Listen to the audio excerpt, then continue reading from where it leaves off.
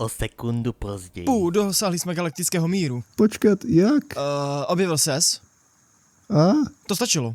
To stačilo, hádám. Takhle to vždycky fungovalo? Ne.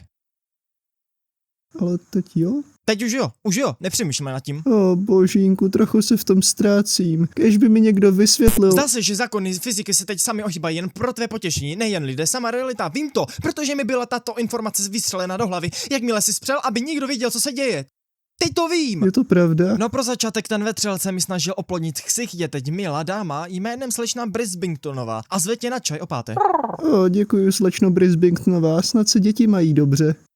O, Rostomilé. Jo a měsíc je teď zesírá, rakovina AIDS a všechny nemoci jsou pryč a tepelná smrt ve smíru už nenastane. Všichni jsme v bezpečí. Ach ne, nechtěl jsem ublížit rakovině a AIDSovi, nevím, kdo jsou, Žádné ale... strachy, žijí si teď z depresí, jsou to 3 myslící bytosti a že se jim mnohem líp, když už nikomu neublíží. Hurá. A další kosmické zprávy. Šlibšlobové ukončili válku s Glibgliby, Zibglorové našli svou rodnou zem a se stali mírumilovnou rasou a už jen pečou sušenky, sází stromy a zpívají v luční To jméno je trochu děsivé. Od teď se jmenuji Medík. To je od tebe, milé vesmíre. Víceméně, když teď technicky ovládáš realitu, máš nějaká další přání? No já... Je prasátko šťastné? Jo, je v pohodě. Tak to je vše, co potřebuji. Můžu tě obejmout. Jistě.